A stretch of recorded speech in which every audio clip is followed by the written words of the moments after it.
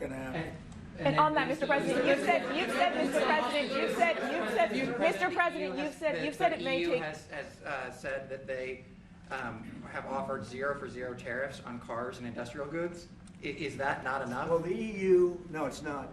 The EU has been very tough over the years. It was, I always say, it was formed to really do damage to the United States in trade. That's the reason it was formed. It was formed with all of the countries from Europe, I guess most of them, not all of them, but most of them. And they formed together to create a little bit of a monopoly situation, to create a unified force against the United States for trade. So they have NATO, which is largely the same countries, and they took advantage of us dollar-wise and militarily until I got there. You know, I was able to get $600 billion from NATO, where they paid NATO because most of these nations weren't even paying. We were paying for NATO, so we're paying them to guard them militarily, and they're screwing us on trade. So that's not a good combination. So now it's really turned around. It's the opposite, and the European Union's been very bad to us.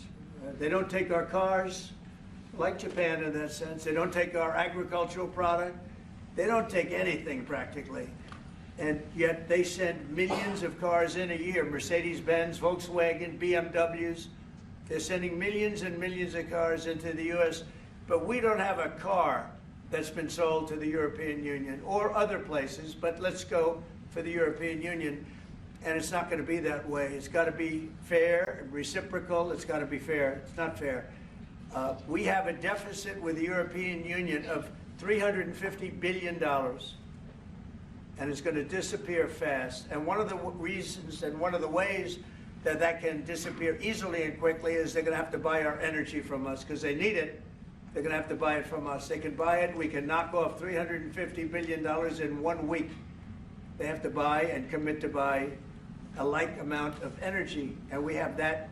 You know, we have more energy than any country in the world. I don't know if you know that. He knows everything, but the one thing he may not know, we have more energy than any country in the world. We have more of every kind of energy, every form of energy, from oil and gas to coal. And people talk about, I call it beautiful, clean coal. As you know, Germany is opening up a coal plant a week. They tried the windmills and it didn't work. They tried all the other solutions and they were ready to go out of business. Now they're doing a coal plant a week. China is now up to 2 coal plants. They're opening 2 major coal plants every single week in China, all over China. And then we're not allowed to use coal. Well, we have clean, beautiful coal more than anybody else. We have oil and gas more than anybody else. We have the most energy of any country in the world, including Saudi Arabia, including everybody, by a lot. And I took it to #1. We were #3, and I took it to #1 during my administration. And the reason that we were hurt so badly and the reason that we went into such incredible inflation during Biden is energy. It was also their bad spending, but energy, because they played around with this incredible thing that we had built, this administration had built, and the energy costs went through the roof. And when that went up, everything else followed. Now, if you look at what's happening, you got to see this today. I said we're going to try and get groceries down, right? An old-fashioned term, but a beautiful term. Eggs. So when I got in, the press went absolutely crazy the first week. They said, eggs have quadrupled in price. I said, I just got here. Tell me about it. And Brooke Rollins and our team did a great job, and eggs are down now 79%, and they're all over the place. And this was a problem that somebody else would have taken a long time to cure.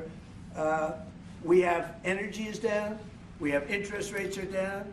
We have groceries, meaning food is down. We have everything is down at levels that nobody ever thought possible. Energy looks like it's going to be in the $2.50 a gallon range and maybe below that for a car, so for gasoline. So we're really doing amazing. I mean, we're cutting prices because prices got so high, people couldn't live. I mean, the prices for groceries, the prices for standard groceries, standard things were going through the roof. They couldn't live, and now those prices are coming down. So call them groceries, but that's down, energy's down, and interest rates are down. Everything's down.